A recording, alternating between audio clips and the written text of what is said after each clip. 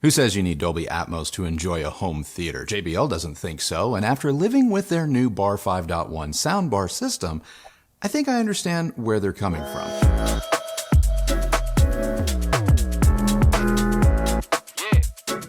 Now, depending on when you see this video, the JBL Bar 5.1 home theater soundbar system is either going to be an affordable, easy-to-use solution or one that is just an outright steal, because it routinely goes on sale for around 50% off retail, which is currently the case. The Bar 5.1 is a complete surround sound soundbar system that consists of a smaller soundbar and a separate subwoofer. Yes, it is possible to achieve a 5.1 Dolby surround sound setup from a single bar and a sub. The JBL is more than just a soundbar that is meant to replace your TV's internal speakers. It can also take the place of a modest receiver. It has additional inputs for equipment like your DVD or Blu-ray player and has wireless connectivity via Bluetooth 4.2 or AirPlay, not to mention some smart home connectivity thanks to its inclusion of Google Assistant or Amazon Alexa. Now, if you are a next-gen gamer with consoles that support resolutions and refresh rates like 4K 120, the Bar's 5.1 additional HDMI input is limited to 4K 60, which may or may not be a deal breaker. The JBL is about as uncomplicated a system as one can ask for, and yet it has just enough adjustability to make it your own and fit within a wide range of living environments. The included remote handles all of the setup and control. It's basic, but still very functional. While the subwoofer is limited in its adjustability, at least JBL still allows it to be adjusted. Out of the box, the subwoofer ships in its medium or middle setting, and in our main living room, this setting was ideal, and it produced satisfying bass down to around 35 Hertz, though admittedly the bass is boosted starting at around 200 Hertz. Turning the sub to low caused the bass to roll off considerably, though this setting proved to be the best for our bedroom. The high setting was not a good fit in either room, though if you like a lot of bass, setting the 300 watt wireless sub to high will no doubt rock your boat. Keep it in its medium or low setting, and the sonic handoff between the bar and the sub is pretty seamless. So how does the JBL Bar 5.1 sound? Well, really freaking good. While not an entirely neutral soundbar system or Dolby Atmos enabled, I doubt you're going to care. What it does give you in the thrills department is rather surprising, especially considering that it often goes for well under $400. Starting with the all-important mid-range, you'll notice a real, appreciable presence with respect to dialogue, without needing to resort to using artificial dialogue enhancements that can wreak havoc on sound elsewhere, specifically in the treble. I don't want to spoil KRISTI'S portion of this review, but I'm going to go out on a limb and say that I think the JBL ranks among the more clear budget soundbars either of us has ever heard. And for a budget soundbar, you don't find the typical leanness in the mid-range. In fact, this may be one of the first soundbars that I've heard that doesn't have a full Joker-like smile curve. Don't get me wrong, the JBL still boosts the bass and there is a small spike in the treble as you near 20 kilohertz for some added sparkle and presence, but lean, cool, and anemic dialogue like with other cheap soundbars? No way. I also love that the highs are airy and delicate without coming off as forward or fatiguing. Better still, they don't sound nasally or shrill either.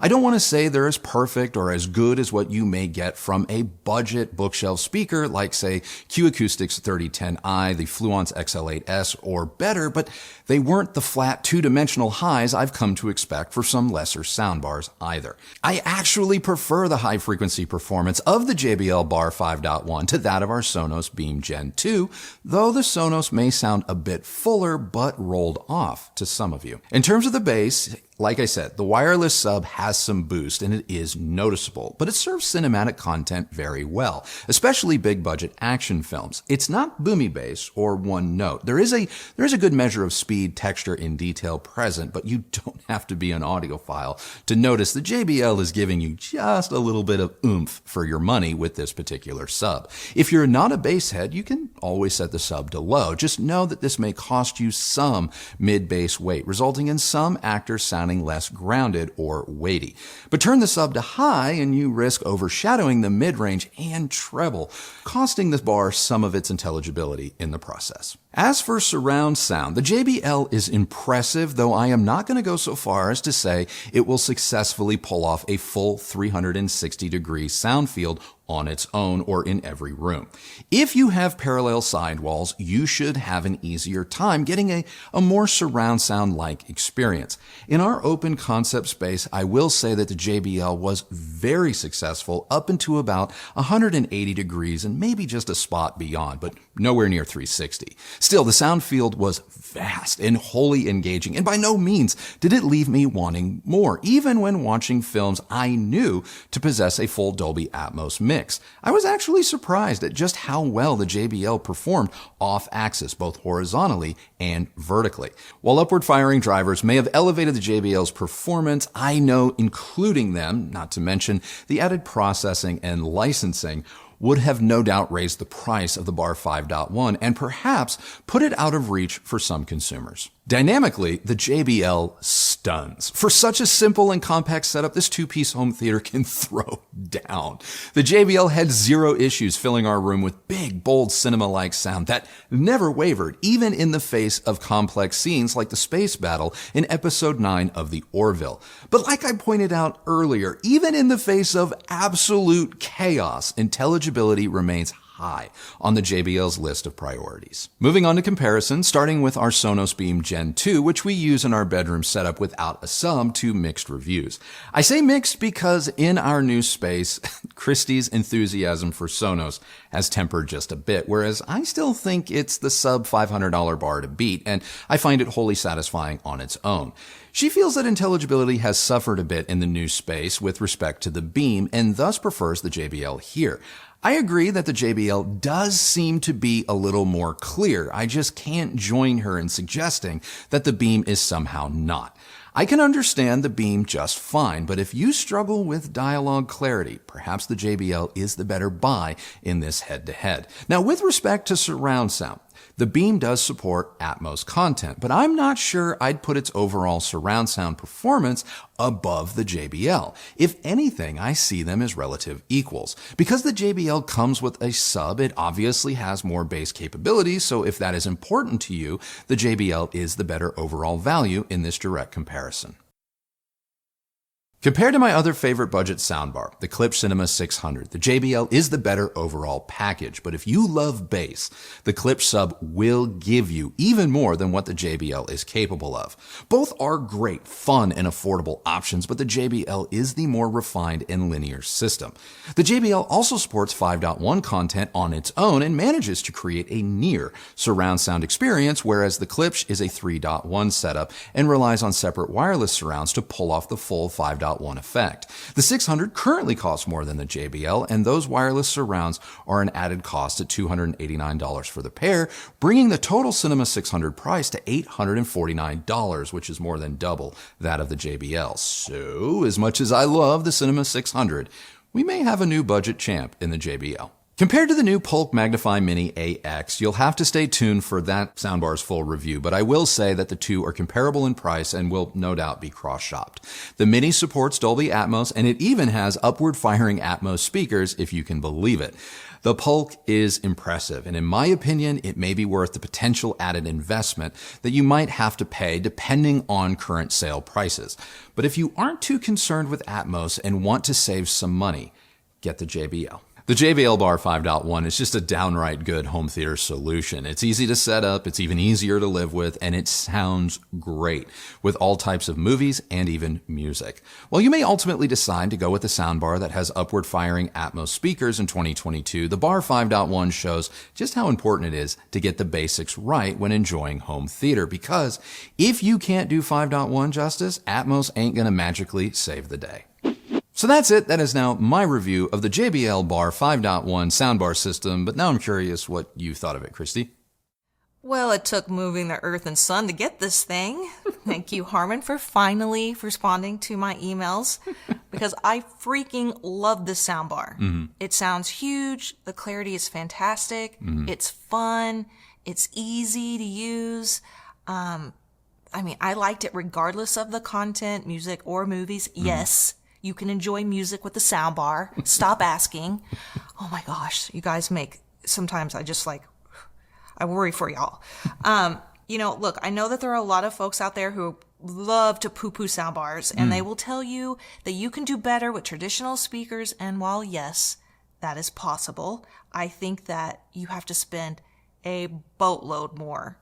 In this instance, for sure. Which is one of the finer details that audiophiles will conveniently leave out when they push that narrative.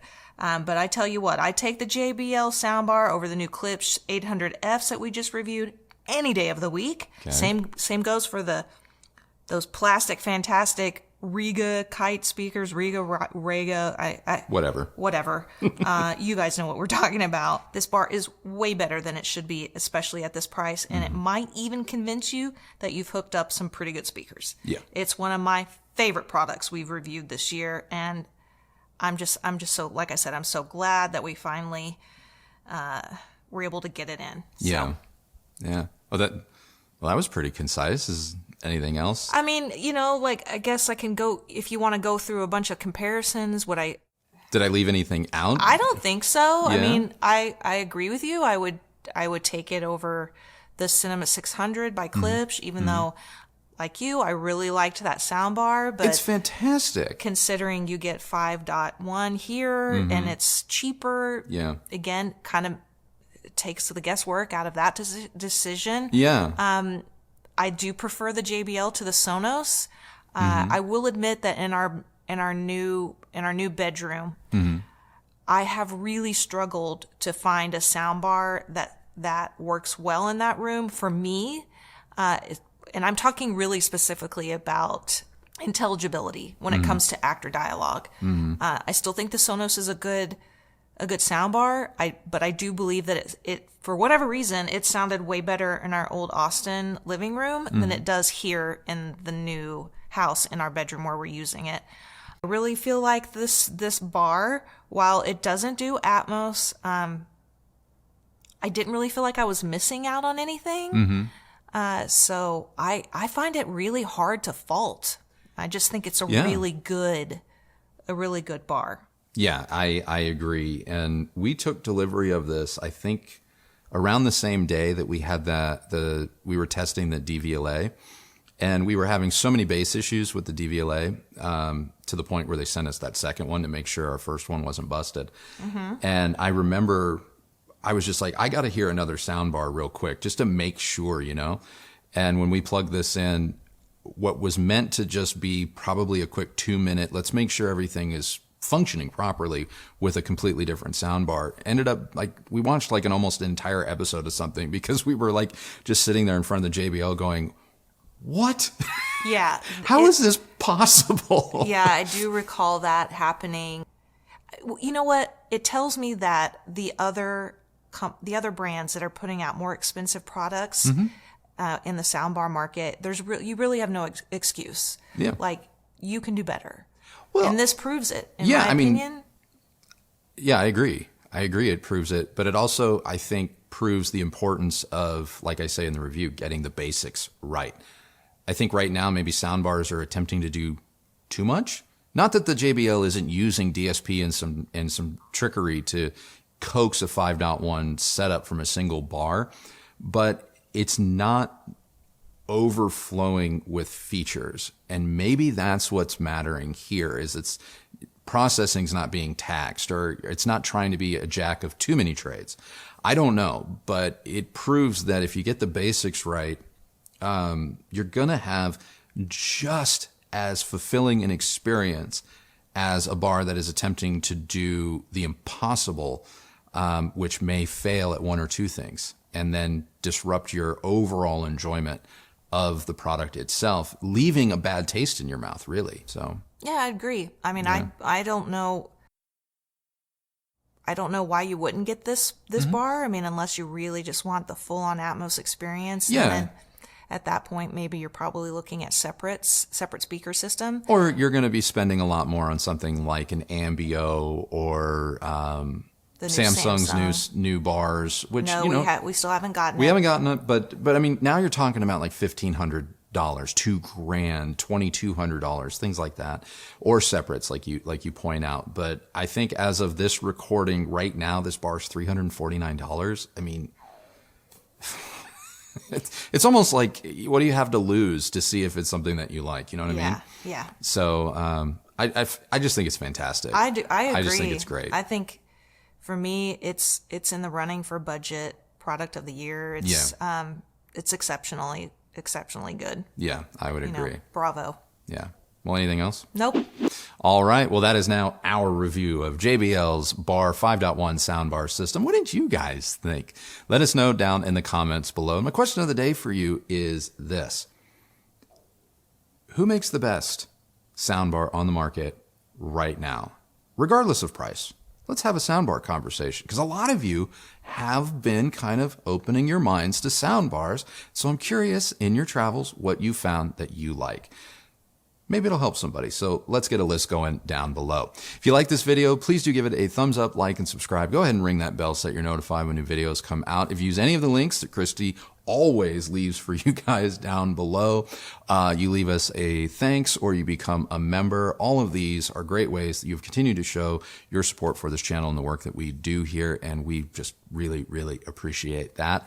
Follow me on Instagram at Recovering Audiophile. And remember, the only person who has to like the sound of your system is you. So happy listening, everybody. Thank you so much again for watching, and we will see you on the next video. Bye.